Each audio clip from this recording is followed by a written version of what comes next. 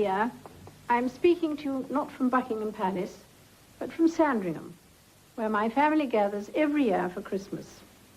J'adore Dior.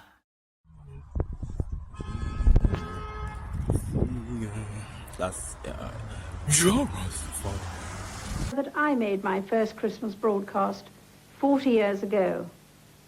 And this year, I'm very glad to be able to speak to you again from this family home. I first came here for Christmas as a grandchild. Nowadays, my grandchildren come here for the same family festival. To me, this continuity is a great source of comfort in a world of change, tension, and violence. The peace and tranquility of the Norfolk countryside make me realize how fortunate we are, and all the more conscious of the trials and sorrows that so many people are suffering both in this country and around the world. My heart goes out to those whose lives have been blighted by war, terrorism, famine, natural disaster, or economic hardship. Like many other families, we have lived through some difficult days this year. The prayers, understanding, and sympathy given to us by so many of you, in good times and bad, have lent us great support and encouragement. It has touched me deeply that much of this has come from those of you who have troubles of your own. As some of you may have heard me observe, it has indeed been a somber year. But Christmas is surely the right moment to try to put it behind us and to find a moment to pray for those, wherever they are, who are doing their best in all sorts of ways to make things better in 1993. I am thinking especially of the servicemen and women and the aid workers with them, trying to keep the peace in countries riven by strife and to bring food to the weak and innocent victims. They do not have an easy task, and they need all the moral and practical support that we can give them.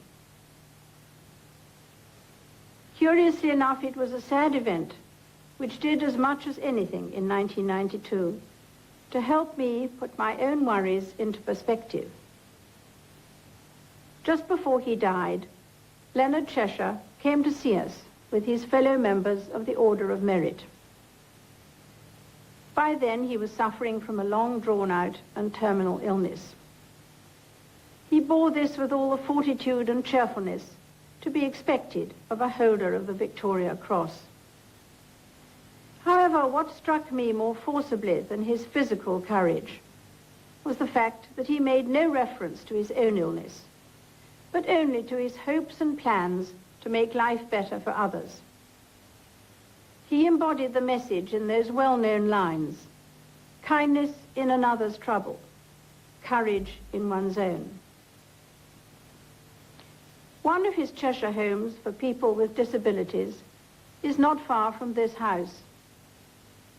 I have visited others all over the Commonwealth, and I have seen at first hand the remarkable results of his and his wife's determination to put Christ's teaching to practical effect.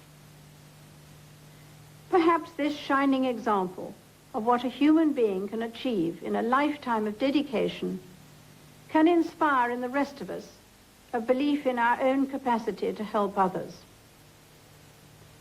Such talents and indomitable spirit are not given to all of us. But if we can sometimes lift our eyes from our own problems and focus on those of others, it will be at least a step in the right direction, and Christmas is a good time to take it. I hope that his example will continue to inspire us all in the years ahead. 1993 will certainly bring new challenges, but let us resolve to meet it with fresh hope in our hearts. There is no magic formula that will transform sorrow into happiness, intolerance into compassion, or war into peace. But inspiration can change human behavior.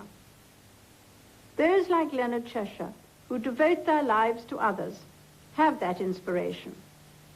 And they know, and we know, where to look for help in finding it.